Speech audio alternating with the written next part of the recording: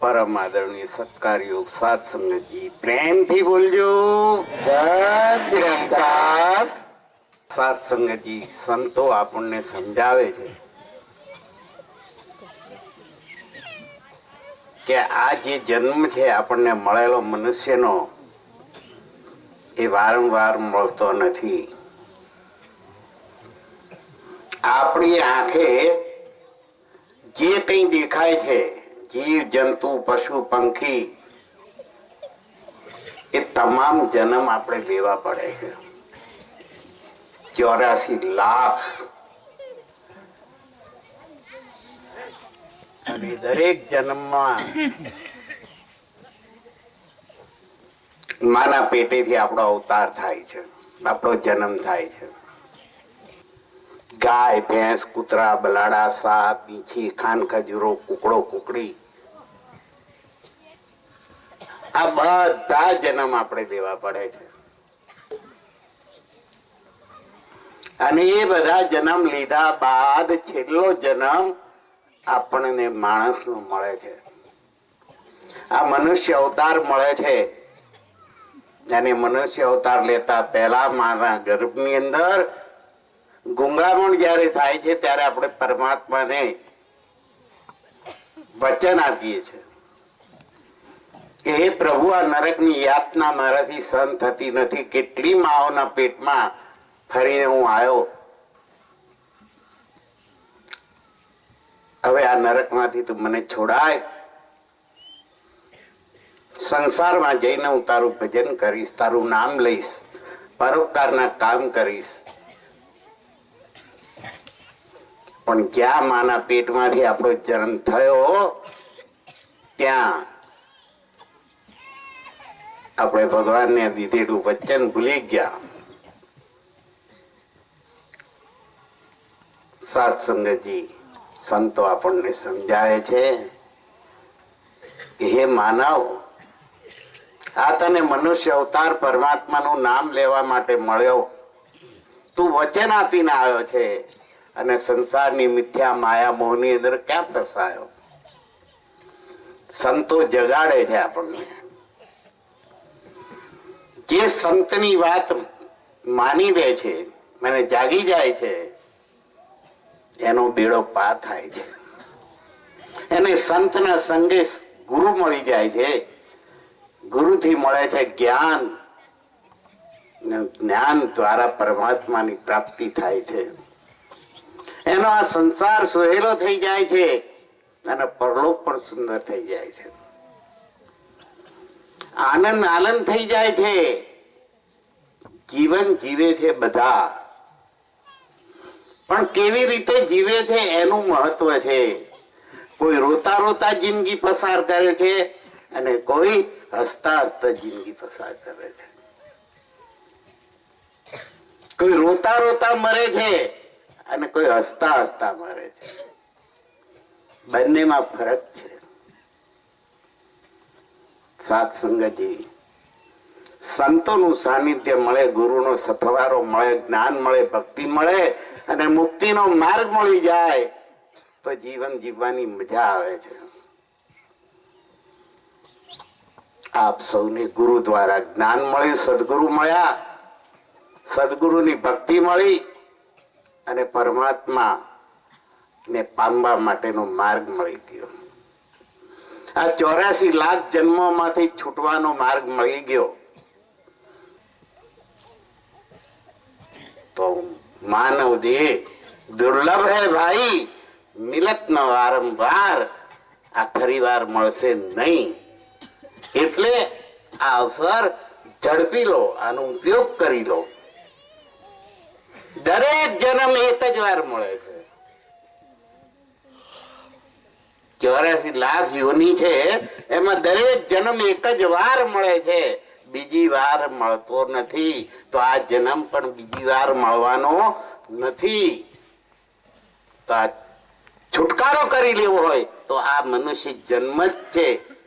એમાં કોઈ બ્રહ્મજ્ઞાની સંતનો સંગ કરી, ગુરુનો ભેટો કરી, જ્ઞાન મેળવી મુક્તિનો માર્ગ લઈ લો, બેડો પાર થઈ જાય.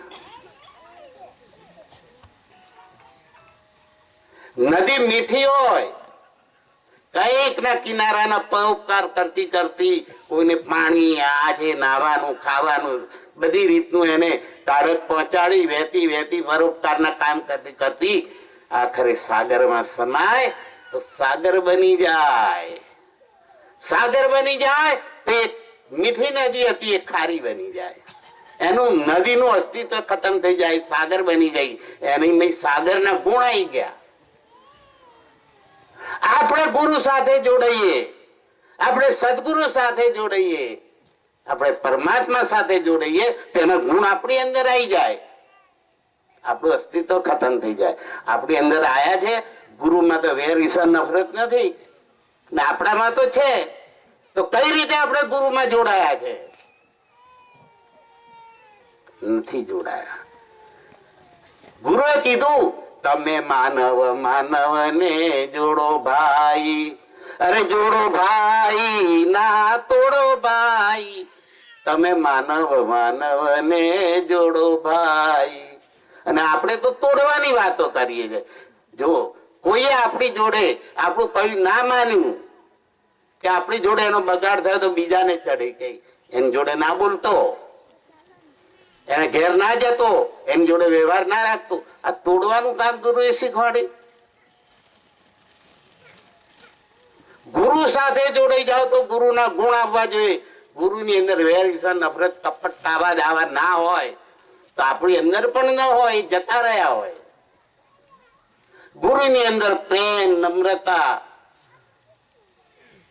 પરોપકારની ભાવના, પોતે દુઃખ વેઠીને બીજાને સુખ આલવાની ભાવના આ ગુરુમાં છે. તો આપણામાં એ આપવી જોઈએ જો આપણે ગુરુમાં જોડાઈ ગયા હોય તો. પણ એ ભાવના આપણામાં નથી તો આપણે જોડાયા નથી. નદીનું અસ્તિત્વ ખતમ થઈ જાય ને સાગર બની જાય, સાગરના ગુણ આવી જાય.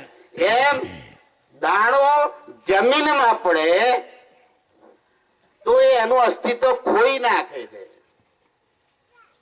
એ એનું અસ્તિત્વ ખતમ કરે તો જ એમાં ફણગો ફૂટે, એમાંથી છોડ થાય, છોડમાંથી ઝાડ થાય. કંઈક ને છાયા, કંઈક ને વિસામો, કંઈક ને મીઠા ફળ. કેટલા પંખીને વિસામાં માળો બાંધવાની જગ્યા, પોતે તાળ વેઠે, પોતે તડકો વેઠે, પોતે વરસાદ સહન કરે અને મીઠા ફળ બીજાને આપે. એ દાણાએ પોતાની અસ્તિત્વ ખોયું ત્યારે એ દાણામાંથી મોટો વડલો બની ગયો. કંઈક ને છાયા, કંઈક ને વિસામો, કંઈક ને મીઠા ફળ. આપણું જીવતર એવું થવું જોઈએ. ત્યારે આપણે સંત કહેવાઈએ, ત્યારે આપણે ગુરુને અપનાયા કહેવાય.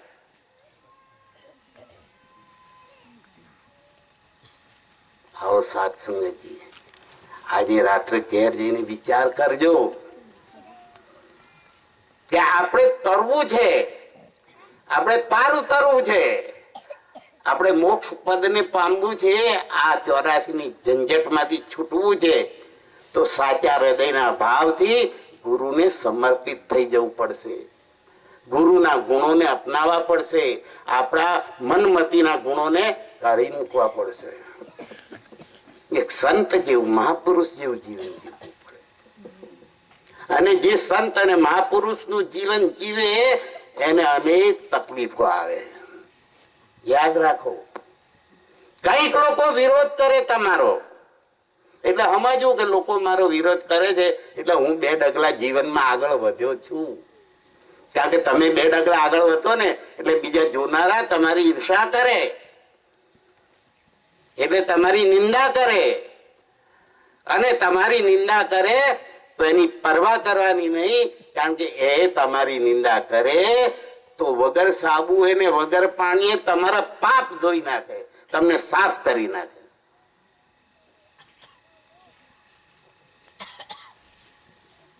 તો સાચા હૃદયથી ગુરુને વરી અને ગુરુના આદેશ ઉપદેશ પ્રમાણે જીવન જીવવું પડે. તો કણમાંથી મણ બની જાઓ અને મુક્તિનો માર્ગ મળે એટલે મોક્ષ પદે પહોંચી જાઓ. 84 ની ઝંઝટમાંથી છૂટી જાઓ. સચ્ચા પાતશાહ મહેર કરે, બધાના વાતની સમજણ આવી જાય અને બધા જ્ઞાનમાં ટકી જાય, નુગરાનો સંગ મીરી દે અને સાચા સંતોના સંગમાં રહી આ લોક અને પરલોક બંને બધાનો સુખી થાય. એ જ અભ્યર્થના, એ જ પ્રાર્થના સાથે સાત સંગતજી પ્રેમથી બોલજો.